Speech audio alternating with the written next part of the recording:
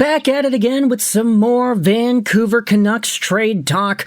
Man, oh man, are things really heating up in regards to these players. And when you add on the NHL Draft picks into the mix, that's when things start to get really interesting.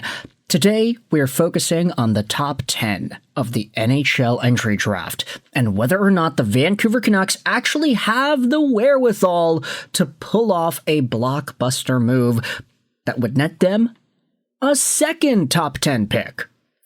They have two first-round selections right now, 24th overall acquired from the Quinn Hughes Minnesota Wild trade, their own third overall pick that unfortunately dropped down to 3. It was supposed to be 1, but the Canucks can't win a lottery to save their lives.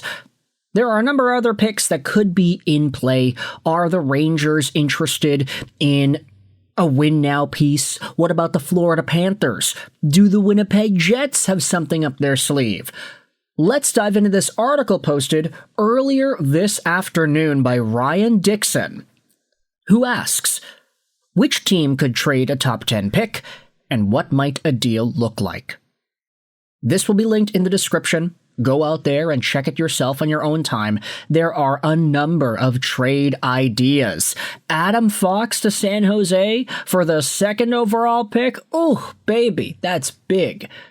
We can make a video about that later, actually, but I wanted to focus on this third trade idea that Dixon goes out there and writes about. Can the Vancouver Canucks acquire the 8th overall pick and Cole Perfetti from the Winnipeg Jets in exchange for Elias Pettersson, Jake Debrusk, and the 24th overall pick? Here is why you would think about this deal.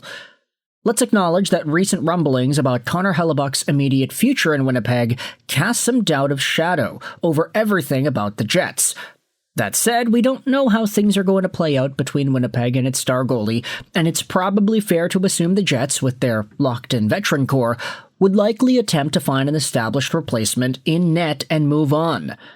The need for a second-line center has been an ongoing subplot in Manitoba for years, as is the fact that Winnipeg is neither a free agent destination nor a spot every NHLer is going to waive trade protection to go to. But what about a Swedish guy looking to reestablish himself as a star player?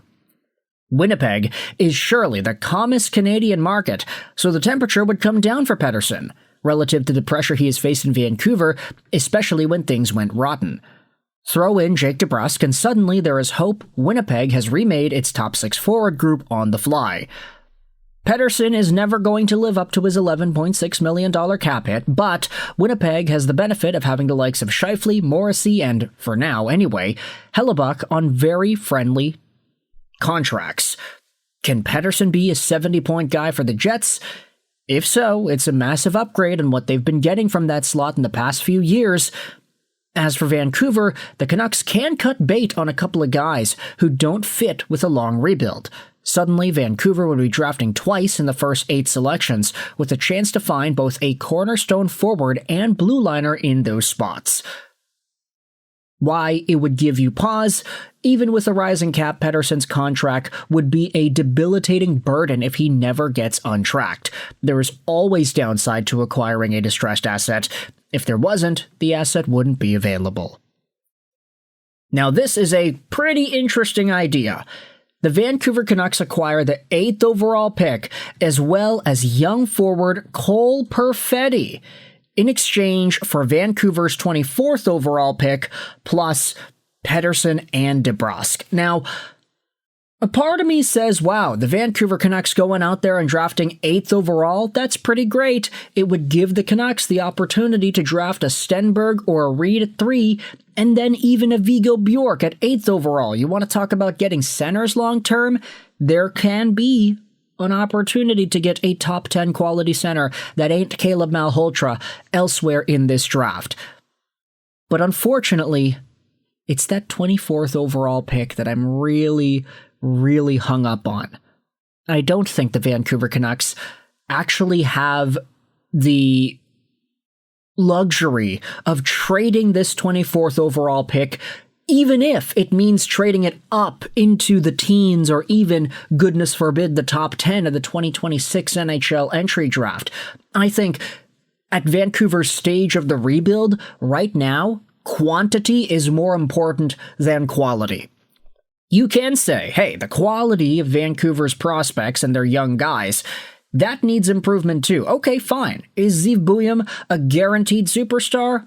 I'd say he has the ceiling to be that, but I don't know if it's guaranteed. Same could be said about Braden Coots. His ceiling is probably a lot lower than a Zeev Buium's when it comes to hypothetical long-term trade value-wise.